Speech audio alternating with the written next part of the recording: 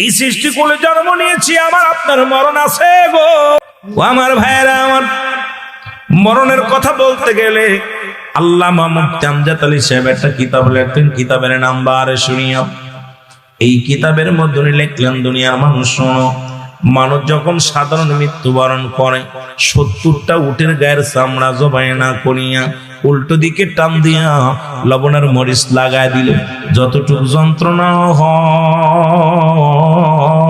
হয়, এর চাইতে 70 গুণ যন্ত্রণা হলো একটা সাধারণ মরণ। জোরে জোরে চিল্লায় বলো আল্লাহু আকবার। আমার মরণ আসিবে কখন কেউ তো জানি না, আমার মরণ। আরো জোরে বলেন, আমার মরণ আসিবে কখন কেউ তো জানি।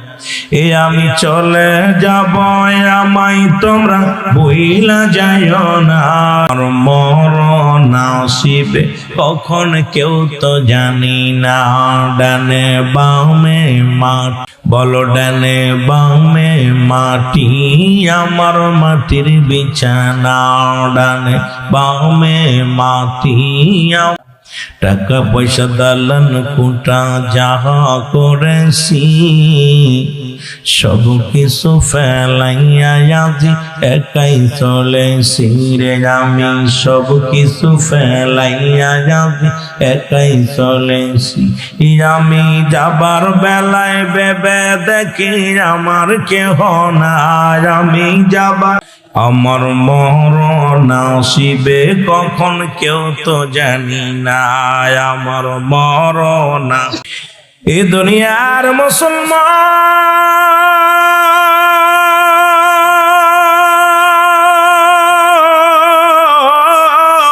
পৃথিবীর মধ্যে 1 নাম্বার বিপদ হলো মানুষের মরণ, 2 নাম্বার বিপদ হলো কবর, 3 নাম্বার বিপদ হলো কিয়ামতের ময়দান। মরণের পেয়ালা পান করতে হবে, কোনো সন্দেহ নাই। আজকার কালো যে কোনো মুহূর্তে আপনি ধরা পড়ে যাবেন, যে কোনো মুহূর্তে আপনার চলে যেতে হবে। যদি কারোর ভিতরে থাকে সেই ব্যক্তি কোনোদিন অন্যায় করতে পারে না, সে ব্যক্তি জুলুম করতে পারে না, ব্যভিচার করতে পারে না। কারণ পৃথিবীর প্রথম কাপড় পরিধান করেছ অন্যের সাহায্যে, আবার শেষ কাপড়টা পরিধান করবা অন্যের সাহায্যে। এত মস্তানি কই থেকে আসে, এত তাকাব্বারি কই থেকে আসে? মরণের পেয়ালা পান করতে হবে, জোরে বলেন ঠিক কিনা? ফিরআউন, নমরুদ, কারুন যারা খোদাই দাবি করেছিল, পৃথিবীর মধ্যে প্রতাপশালী 4 জন বাদশা আল্লাহ বানিয়েছিল।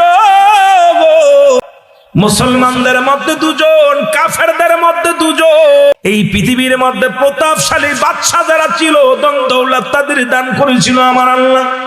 তারা এই দুনিয়ার মধ্যে না।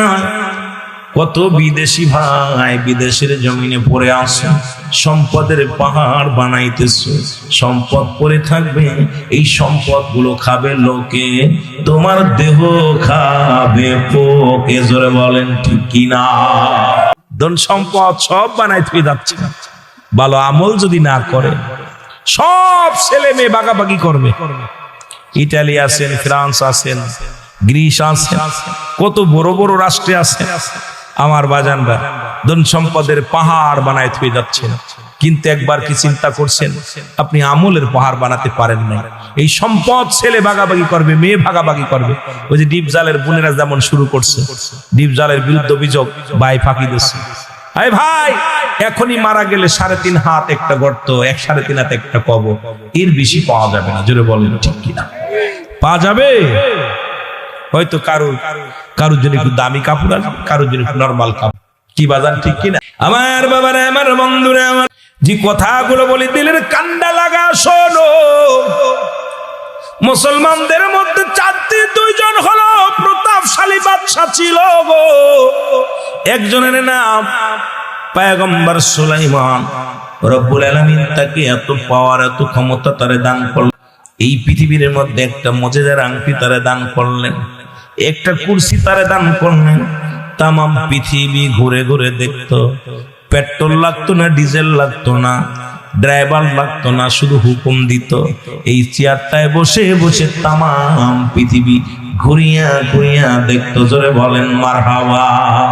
হাওয়ার গাড়ি হাওয়ায় চলে, কলের গাড়ি তেলে চলে, বিনা তেলে চালাই গাড়ি নবী সুলাইমান। আমরা সেই মুসলমান, আমরা তথ্যে মুসলমান। এত পাওয়ারফুল আল্লাহ তার এমন বাদশা বানাইল। দুনিয়ার মধ্যে আমাদের প্রধানমন্ত্রী, আমার দেশের মন্ত্রী, এমপিরা যত পার ছিল, একদম টুকাই থেকে হিরো। টুকা থেকে এত বড় টুকাই ছিল, ভাত জুটতো না। এই মিশরে গেল, মিশরের প্রধানমন্ত্রী হয়ে গেল। সেখান থেকে চিন্তা করে, এই প্রধানমন্ত্রী যদি এত সহজ হয়ে যায়, যারা মমতাজের মতো চিন্তা, গান গেয়ে গেয়ে মাঠে মাঠে গান গেয়ে গেয়ে চিন্তা করছে এমপি হওয়া কোনো ব্যাপারই না, এমপি হয়ে গেছে। তারপরে আবার বাইরে থাকতো, বাইরে থাকলে হয়তো মন্ত্রী হওয়ারটা চিন্তা ছিল। মন্ত্রী হইলে চিন্তা করতে, হাসিনা যদি মারা যায় আমি প্রধানমন্ত্রী। রাগ করেন না, আমি বোঝানোর জন্য কথা বোঝেন নাই।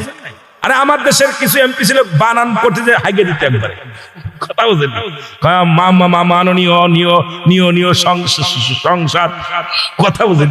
আমি হাসতাম, এদের কেই যদি আমাদের জাতীয় নেতা হয় তাহলে আমাদের অবস্থা কি হতে পারে, জোরে বলে ঠিক কিনা? আমি কি ভুল বলতেছি? বাদান আমার যুবকরা তো বুঝতেছে, আমার বাদানরা বুঝতেছে, কিন্তু অন্য মানুষ তো বোঝে নাই। শিক্ষিত সমাজটারে নোংরা করে থুয়ে গেছে। ঠিক একই অবস্থা আমার ভাইয়েরা, আমার বন্ধুরা। আমার আরেকজন ছিল যার নাম মরা থেকে বাঁচার এই লোকমান হাকিম সর্বশেষে ছেলেকে ডাক দিয়ে বললেন, বাবা একটা কথা আমি তোমার বলে যাই। কয় কি? তিনটা কাজ। নাম্বার 1, পৃথিবীতে তোমার বিবির প্রতি, বিবির কাছে কখনো সত্য প্রকাশ করবা না, আর সত্য বলবা। আর নাম্বার 2, পৃথিবীর মধ্যে কোন সরকারি কর্মকর্তার সঙ্গে আত্মীয়তা করবা না। 2 নাম্বার। 3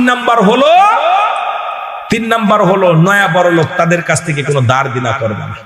3টে উপদেশ দিয়ে লোকমান হাকিম মারা গেল। খুব খেয়াল করবেন, মরণের ওয়াজ করতেছি, একটু যাইতেছি আস্তে আস্তে, কবরবাসীদের নিয়ে আলোচনা করবো, সময় একটু যা। 3টা উপদেশ দিয়ে গেলেন। তো লোকমানের ছেলে চিন্তা করলো, আব্বাজান এই 3টা কথা বলে গেল, হাকিকতটা কি? তুমি একদিন রাত্রে বেলা একটা ভেড়া জবাই করে ভালো করে বস্তার মধ্যে বাইন্ধে বাড়ি এনে বিবিরে ডাক দেখায়, বিবি কই তুমি?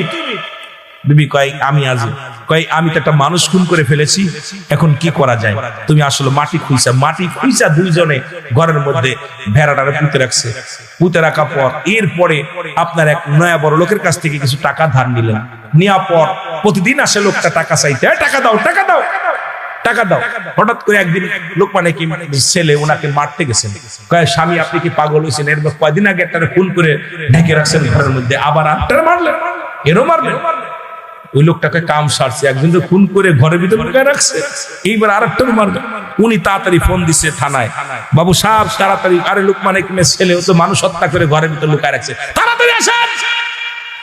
পুলিশ আইছে। আইয়া লোকমানের ছেলের হাতের মধ্যে হ্যান্ডকাপ পরে বলে, তুমি মানুষ হত্যা করে লুকায় রাখছো? আমি মানুষ হত্যা করি না। তোমার বিবি বলছে। বিবিকে ডাকছে, বিবি এদিকে আসো। মহিলা বলে, কি? আমার স্বামী গভীর রাত্রে এক মানুষ খুন করছে, খুন করে আনছে, আমি মাটি খুঁড়ে তলে রেখে দিছি। আবার আজকে একটা খুন করতো, মানে যে অবস্থা চলছে ফিরা ওরা খুন করে ফেলতো, আমি ছিলাম বিলে বাঁচছে। কথা বুঝছি। এইবার মাটি খুঁড়ে উঁচুয়ে দেখে এক ভেড়া করেছে। তখন বললেন, বাবা আমি বুঝতে আর বাকি নাই বাবা, যে আমি কোন ঘরের বিবির কাছে গোপন তথ্য বলা যাবে না। কথা বুঝছেন? উনি গেছে দুনিয়ার রোগ বালা মুসিবতের ওষুধ ছাইরা সর্বশেষ ছেলেরে বলে গেলেন। আর যারা নয়া বড় লোক দেখবেন, ওরা বড় লোক যখন হয়ে যায় ওরা চিন্তা করে জীবনও গরিব ছিলাম না, ওদের কথাবার্তা ধারণ বদলে যায়। জোরে বলে ঠিক কিনা? দেখবেন আপনাদের এলাকার মধ্যে অনেকে বিদেশে হঠাৎ করে গেছে, আইসা আর মানুষ আছেন না, চশমা সহি দিয়ে রাস্তা দিয়ে আটবো, গরিব মানুষ ওর কথাবার্তা ধারণ সব বুঝতে গেছে, ওর ভাবটা মনে হয় জীবনে গরিব ছিল। জোরে কোন ঠিক কিনা? না, ওর কিছু টাকা হইলে ওর অহংকার আর মারতে পা লাগে না, এরকম। এই জন্য লোকমান হাকিম এটাও বুঝাই দিয়েছে। এই জন্য কথাটা বলতে যায়, মরার কথা কতে যায়। আর একটা হলো ওই যে কলাম যে পিরিত আছে, খট করে ফোন দেশে লাগায়। কিছু লোক আছে দেখবেন কাজ পায় না, জুড়ে কাজ পায় না, খালি এর শাল ওরে দিয়ে দেয়, মানে থানায় যোগাযোগ আছে, আলো পুলিশে মানে দেশে ধরায়, ওর কাবিল খালি মানে সম্পর্ক ভালো আছে, ও নিজের নিজে খুব আমিত্ব দেখায়। এই জন্য লোকমান হাকিম সর্বশেষে বলে গেছে 3টা জায়গা খুব সতর্ক থাকবা। আল্লাহু আকবার বলে। আমার ভাইরা, আমার বন্ধুরা, বলতেছিলাম নাম্বার 1 হলো মরণ, নাম্বার 2 হলো কবর। আল্লামা মুফতি আমজাদ আলী সাহেব কিতাব লেখেন, কিতাবের নাম্বার শরিয়া। এই কিতাবের মধ্যে লিখতে যা বললেন, রে আমার মনের জল্পনা কল্পনা নবী যাব আমি সোনা, বলো যাব আমি। বাবা তাড়াতাড়ি, তা অনেক আলোচনা, বলেন যাব মহব্বতে, বলেন যাব আমি সোনার, আমার মনের জল্পনা কল্পনা নবী যাব আমি সোনার, বলো যাব আমি সোনার মদিনায়, বলো যাব আমি নাই গো, যাব আমি সোনার। এর নবীজি কেউ ভালোবাসি, মনটাই আমার অনেক খুশি। নবীজি কেউ ভালোবাসি, মনটাই আমার অনেক খুশি। নবীজি কেউ ভালোবেসে তৃপ্তি মেটে না, বলো নবীজি কেউ ভালোবেসে না গো, যাব আমি বলো যাব আমি সোনার মদিনায়, বলো যাব আমি, আমার মনের জল্পনা কল্পনা নবী যাব আমি সোনার। এ যুবকের আওয়াজ দে, বলো যাব আমি, হায় হায় যাব আমি না গো, যাব আমি সোনার। নবীর প্রেমে এত জাদু, ডাকিলে মনে হয় মধু। নবীর প্রেমে এত জাদু, ডাকিলে মনে, এই মধু কোথাও মেলে না, বলো এই মধু কোথাও না গো, যাব আমি সোনা, বলো যাব আমি সোনার মদিনায়, বলো যাব আমি না গো, যাব আমি সোনার, আমার মনের জল্পনা কল্পনা নবী যাব আমি সোনার। এই চারিপাড়া বাসির শুধু আশা, নিদান কালে দিবেন দেখা। এলাকা বাসির শুধু আশা, নিদান কালে দিবেন দেখা।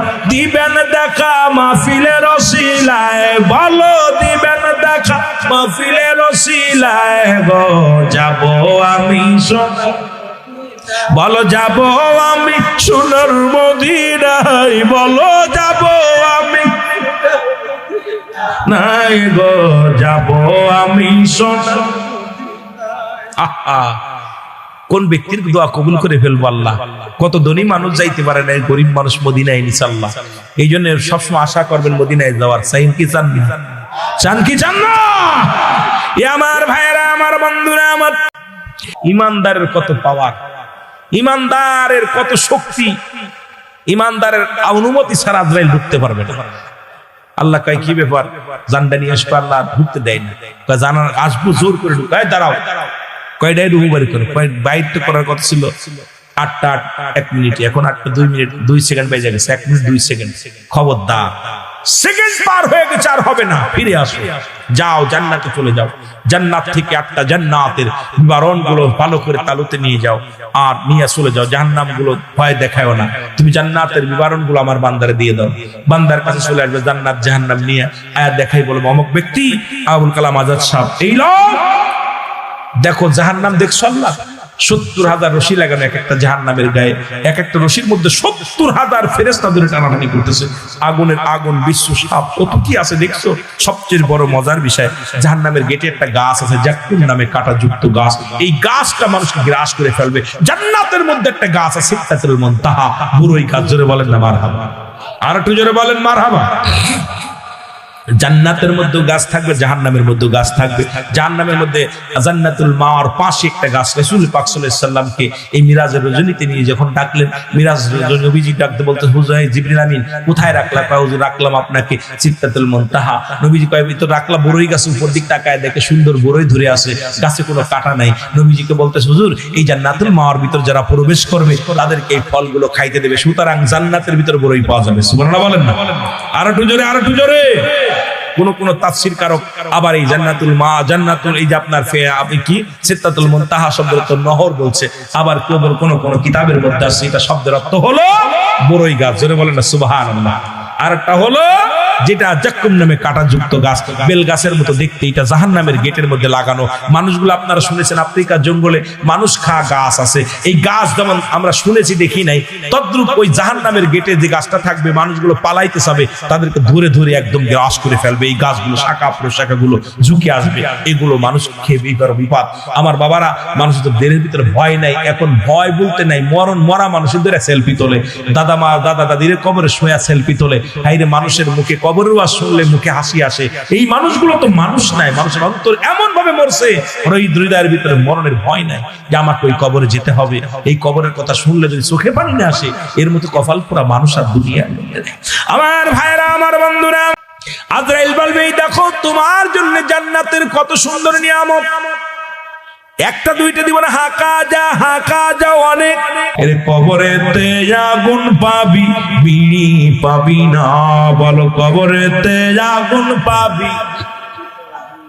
খারে জম্মের খাওয়া যত খাবি খা, তোরা খারে জম্মের খাওয়া যত খাবি খা, কবরেতে আগুন পাবি, বিড়ি পাবি না, বলো কবরেতে আগুন পাবি।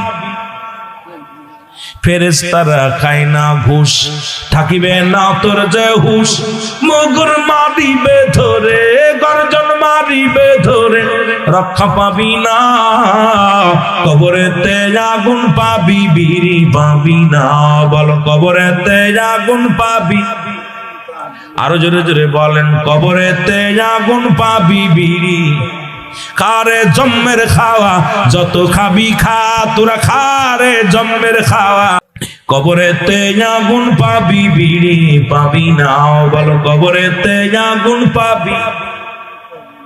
কাপনের তো পকেট নাই, কি করবি কবরে যাইয়া, দুই এক প্যাকেট লইয়া যাইবা, দুই এক প্যাকেট লইয়া যাইবা, ছুঁয়া যাইবা না, কবরেতে আগুন পাবি, বিড়ি পাবি না, বলো কবরেতে আগুন পাবি। আরো জোরে বলেন, কবরেতে আগুন পাবি। কষ্ট পাচ্ছেন নি? এখন অসংখ্য মানুষ, আমি মাঝে মাঝে গজলটা গাই, ও বোড়ার চুল পেকেছে পাকছে দাড়ি, গাল করেছে ব্যাক, তোরা দেখ তোরা দেখ রে, তবু বুড়া টানে সিগারেট, ঠিক কিনা? বুড়ার পাও গেছে কবরে, বুড়া হাতে নিছে লাঠি, বুড়ার মুখে জলে বাইরে, বুড়ার মুখে জলে বাইরে, জুনের গুদের বাতি, বুড়ার চুল পেকেছে পাকছে দাড়ি, গাল করেছে ব্যাক, তোরা দেখ রে, তবু বুড়া টানে সিগারেট, ঠিক কিনা? বুড়ো হয়ে গেছে, চুলগুলো পেকে গেছে, দাঁত পড়ে গেছে, টান দাও, টান দুই পাশ ভেঙে যাচ্ছে। আরে কপাল পুরারা, এখনো তোরা সোজা হলি না। তবে মাদক সেবন করলে তিনটা উপকার হয়, কয়টা? জোরে বলেন না কয়টা? জোরে বলেন কয়টা? তিনটা উপকার হয়। যারা মাদক সেবন করেন, গাঁজা খান, মদ খান, বিড়ি খান, সিগারেট খান, তিনটা উপকার। কয়টা? জোরে বলেন কয়টা? তিনটা। নাম্বার ওয়ান, এক নাম্বার কুকুরে কামড়ায় না, দুই নাম্বার ওই বাড়ি চুরি করে না, চোর আসে না, তিন নাম্বার মরণ সহজ হয়। দেখবেন অল্প বয়সে যারা মাদক সেবিকা, মাদক সেবন করে, অল্প বয়সে বুড়া হয়ে যায়। বুড়া হলে হাতে নেয় লাঠি, কি নেয়? জোরে কন কি নেয়? লাঠি। যার হাতে লাঠি থাকে তার কি কুত্তায় কামড়ায়? ভয় আছে না জানে? লাঠি দেখলে কুত্তা দৌড়ায়, ঠিক কি না? এক নাম্বার কুকুরি কামড়ায় না। দুই নাম্বার ওই বাড়ি চুরিয়ান রাত ভরে চোরে কয় যা যাবে না, এই বাড়ি মানুষ জেগে রয়েছে। কারণ যে বাড়ি মানুষ জেগে থাকে ও বাড়ি কি কোনোদিন চোর যায়? জোরে বলেন যায়? মরা ধরা পড়ার ভয় আছে না চোরের? ও বাড়ি জীবনে চোর যায় না, কারণ সারা রাত ধরে কাশে। নাম্বার 3 মরণটা সহজ হয়, ওই কাশি দিয়ে শেষ। 3টে উপকার কয়ে দিয়ে গেলাম, যদি কাজে লাগে তালি পারে। আমি উপকারও খলাম, অনুপকারও কইলাম, আপনার ক্ষতিটাও বললাম, উপকারও বললাম। এখন আপনি খাবেন কি না খাবেন আপনার ব্যক্তিগত ব্যাপার, জোরে বলেন ঠিক কিনা? আমার ভাইরা, আমার বন্ধুরা, আমার হযরত মাওলানা কারি রুহুল আমিন সিদ্দিকী সাহেব জিন্দাবাদ জিন্দাবাদ আল্লাহু আকবার ইয়া রাসূলুল্লাহ। যুব সমাজ এই যে একটা ঘুমাচ্ছে, এরকম যুবক দরকার নেই, নারী মরা যুবক দরকার নেই, বুড়োগুলো দরকার। এরাই যুবক। যৌবনের গান পড়ছি না, যৌবনের গান যখন পড়ছি তখন তো বুড়াগুলো সব যৌবন শেষ, কথা বুঝছেন?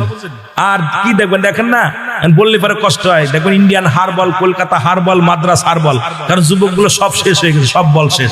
এখন হারবল, খালি হারবল, হারবল পার্টি সব শেষ। দাদা কয় বিয়ে করবে, নাতি কয় না। জোরে কোন ঠিক কিনা? অবস্থা, দেশের অবস্থা খারাপ, এত ভাঙা যাবে না, তবে আস্তে আস্তে সময় শেষ।